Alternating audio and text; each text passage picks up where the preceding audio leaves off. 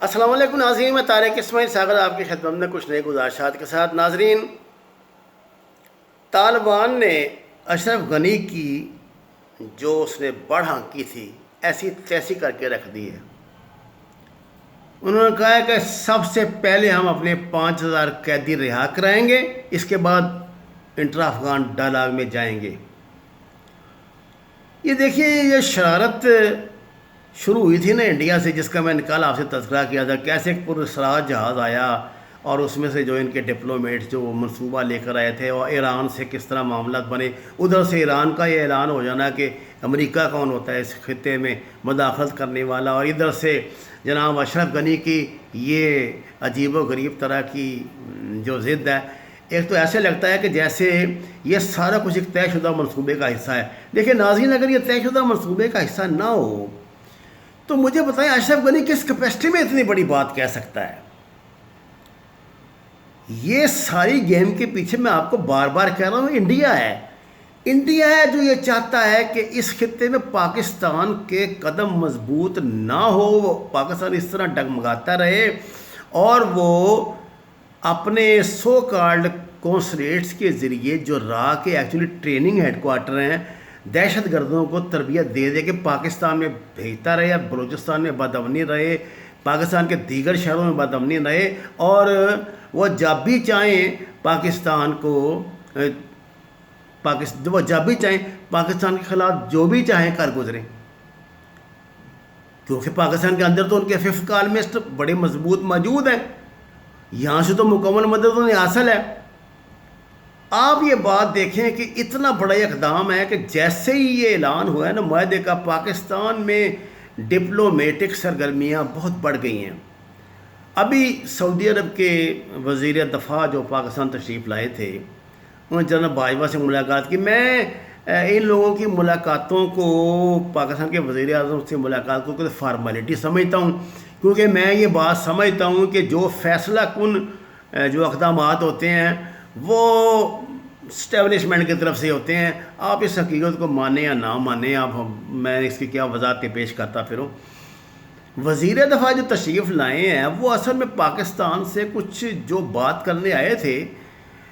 عمران خان نے تو انہیں کہہ دیا کہ جی آپ کی خواہشات جو ہے نا یہ میں تو پوری کر نہیں سکتا، اور نہ ہی پاکستان یہ افورڈ کر سکتا ہے کہ وہ اس طرح کے نخرے جو آپ کے برداشت کرے، اور جو رعایتیں آپ انڈیا کے لیے مانگ رہے ہیں وہ دے. آپ جنرل صاحب سے بات کریں.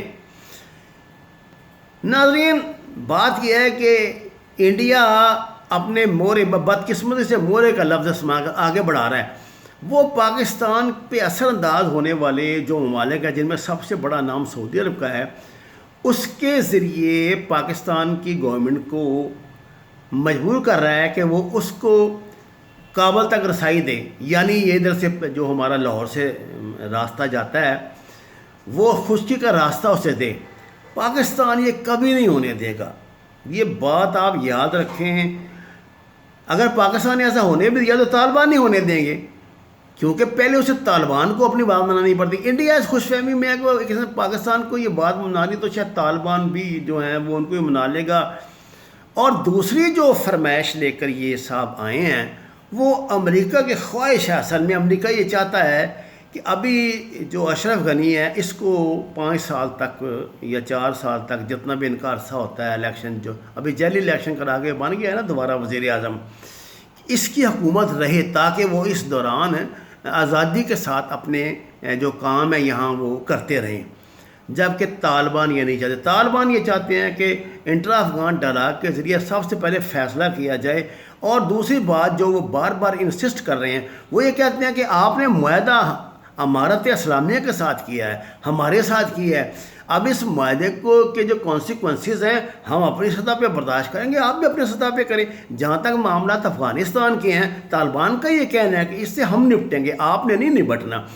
بات یہ ہے کہ جیسے ہی یہ معاہدہ ہوا ہے، سائن ہوا ہے نا، پہلے تو سارے منافقانہ طرز عمل کے ساتھ خوشی کا اظہار کرتے رہے، جی امن آ گیا، یہ آ گیا، وہ آ گیا۔ اب سب کو خارش شروع ہو گئی ہے جو باقاعدہ کے ایجنڈے کا حصہ ہے۔ کبھی یہ کہتے ہیں کہ جی تو وہ طالبان ہیں جنہوں نے خواتین کے گھٹنوں پہ ڈنڈے مارے تھے، گٹوں پہ ڈنڈے مارے تھے، خواتین بڑی سہمی ہوئی ہیں، انہوں نے جناب وہاں مطالبہ کر دیا کہ اگر آپ طالبان نے حکومت کرنی ہے تو پہلے جو افغان خواتین ہیں ان کو آپ ملک بدر کریں اور یورپ اور امریکہ ان کو اپنے ہاں پناہ دے، اور فلانا انسٹیٹیوشن یہ چلے گا وہ چلے گا، اور پھر جناب ادھر سے دوستم کو یہ کر رہے ہیں، ادھر سے نبی محمدی کو کر رہے ہیں، دوسرے جو یہ شمالی اتحاد والے ہیں ان کو ایکٹیو کر رہے ہیں، اور اس سب کے پیچھے انڈیا ہے۔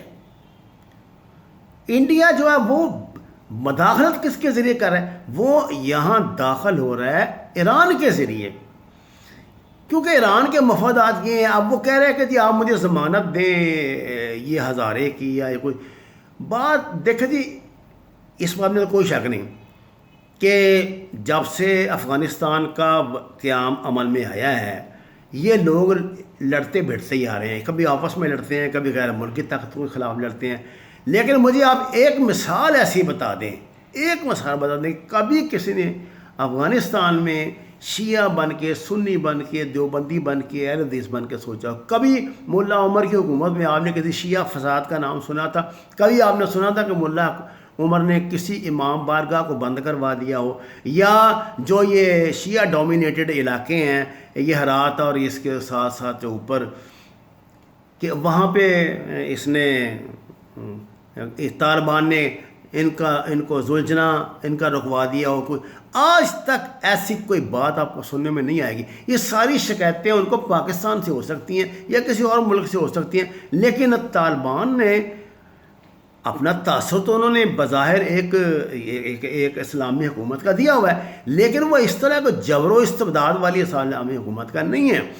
اب یہ جو یہاں آ رہے ہیں نا یہ سعودی عرب کے اور دو اب شروع ہوں گے، پھر جناب یہ ڈپلومیٹک سطح، یہ سب پاکستان کو پریشرائز کر رہے ہیں کہ آپ طالبان کو راضی کریں کہ جی وہ یہاں پہ ابھی یہ جو کنٹینیوٹی چل رہی ہے نا حکومت کی اس کو چلنے دیں، اور اس دوران جو ہے مذاکرات کرتے رہیں، اور یہ مذاکرات کو لمبا کریں گے، انٹرا افغان ڈائلاگ کو لمبا کریں گے، کبھی کوئی رپھڑ پڑ جائے گا، کبھی کوئی رپھڑ پڑ جائے گا، لیکن طالبان جو ہے نا وہ میں نے آپ کو کہا تھا آپ ان کو بیوقوف نہیں بنا سکتے۔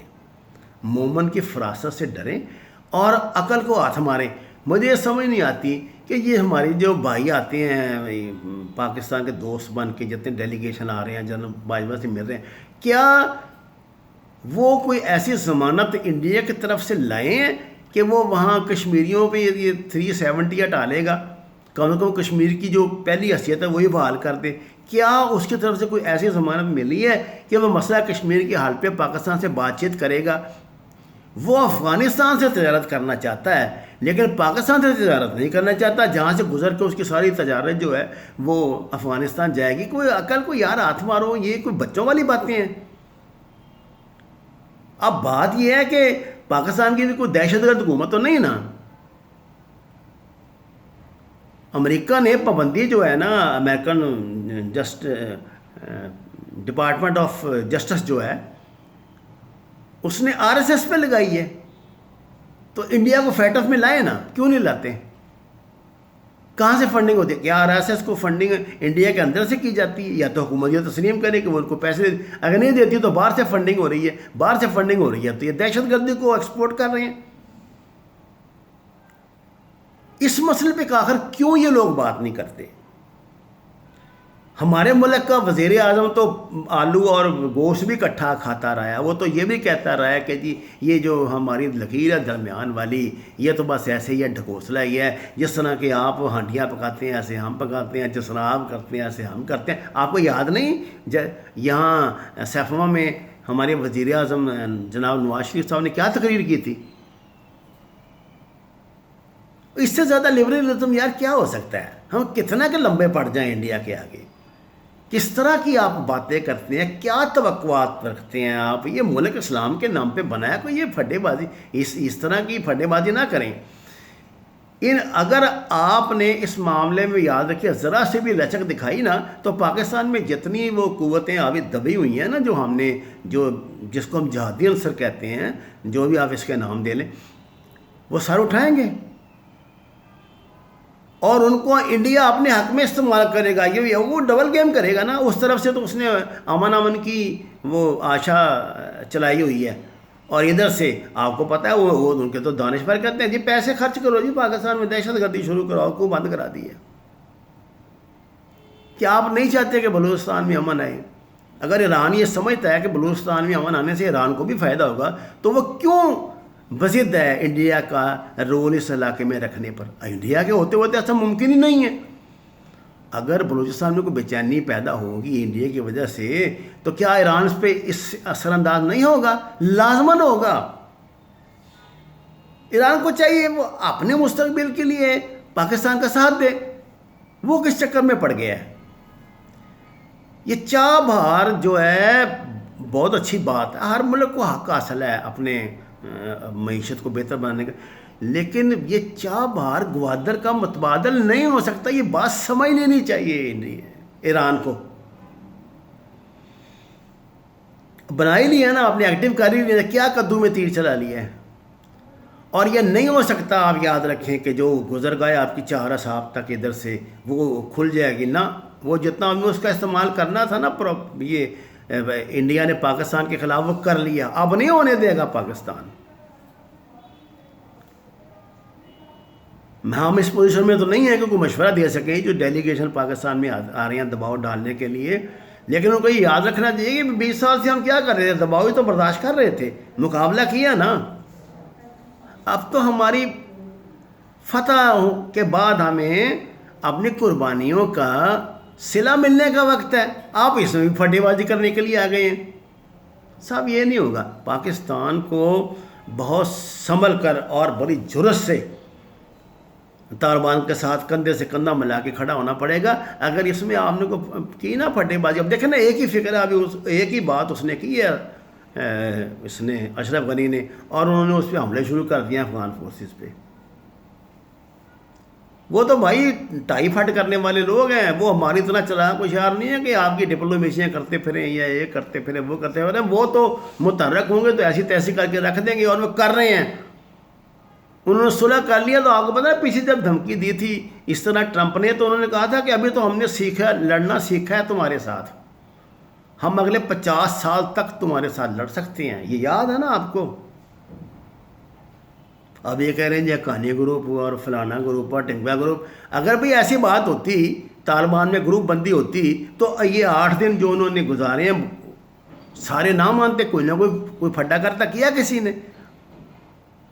آپ ان کے متعلق نہ کسی غلط فہمی یا خوش فہمی کا شکار رہے ہیں. اپنا قبلہ سیدھا کریں اور اس معاہدے کی روح کو برقرار رکھتے ہوئے اسے نافذ کریں. انڈیا کو اس میں سے نکالیں، ایران کو خاموش کروائیں، اور طالبان اور افغان حکومت اور اس کے جو سٹیک ہولڈر افغانستان میں ہیں ان کے درمیان مذاکرات ہونے دیں. اس میں سے جو برآمد ہے وہ خود نمٹ لیں گے اپنے معاملات سے. امریکہ کو انہوں نے ضمانت دی ہے فوج نکالنے کی، امریکہ نکال لے، اپنا کام کرے، چھوڑ دے ان کو ان کے حالات پر. اب آپ ان کو حالات بھی سدھارنے چلے ہیں. وما علینا الا البلاغ. ناظرین یہ میرا آفیشیل چینل ہے، آپ سے درخواست ہے کہ سچ کے سفر میں میرا ساتھ دیں، اسے سبسکرائب کریں، اسے شیئر کریں، اور ان لوگوں تک پہنچائیں جو غلط فہمیوں کا شکار ہیں، جن کو کچھ بتایا نہیں گیا. اگر بتایا گیا تو غلط بتایا گیا ہے. وما علینا الا البلاغ.